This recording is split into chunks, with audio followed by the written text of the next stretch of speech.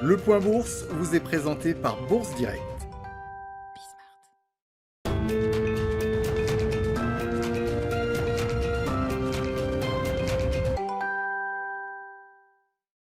Tendance à la hausse sur le CAC 40 avant l'ouverture des marchés américains. Marché américain attendu dans le vert également de leur côté, à en croire les contrats futurs sur les indices. Pour rappel, hier à la clôture, le Dow Jones gagnait 0,38% à 30 930 points. Le S&P 500 gagnait lui 0,81% à 3 798 points, tandis que le Nasdaq Composite gagnait lui 1,53% à 13 197 points. Les investisseurs à Wall Street qui suivront aujourd'hui l'investiture de Joe Biden en tant que 46e président des États-Unis. Une investiture durant laquelle il devrait appeler au rassemblement après les récents événements au Capitole.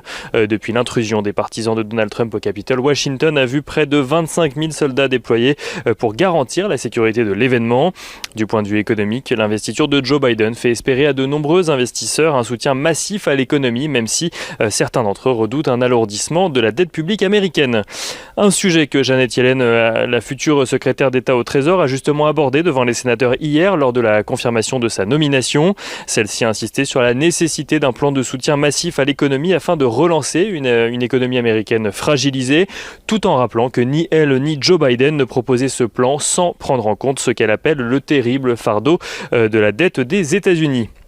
Invoquant la situation actuelle, Janet Yellen a expliqué qu'avec des taux historiquement bas, la meilleure chose à faire, c'est de frapper fort.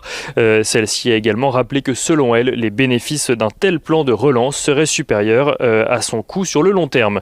Le vote de confirmation de ce plan de relance pourrait d'ailleurs avoir lieu dès cette semaine. La date de jeudi serait envisagée. En ce qui concerne le dollar, Janet Yellen a également déclaré devant le Sénat que les États-Unis n'avaient pas l'intention d'utiliser leur monnaie pour en tirer un avantage compétitif.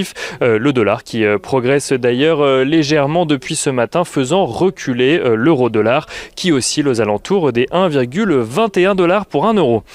Du côté des valeurs à suivre à Wall Street, les investisseurs pourront suivre l'évolution de Netflix tout d'abord, alors que la plateforme a publié dans la nuit des résultats en forte hausse pour le dernier trimestre de 2020. Netflix totalisait au 31 décembre plus de 200 millions d'abonnés payants. Netflix qui affiche également un chiffre d'affaires de 25 milliards de dollars avec une croissance de 24% sur un an. Procter & Gamble relève de son côté son objectif de vente et de bénéfices d'exploitation annuel. Le groupe américain spécialisé dans les produits de consommation a bénéficié d'un accroissement de la demande pour ses produits de soins et de nettoyage en lien direct avec l'épidémie de Covid-19.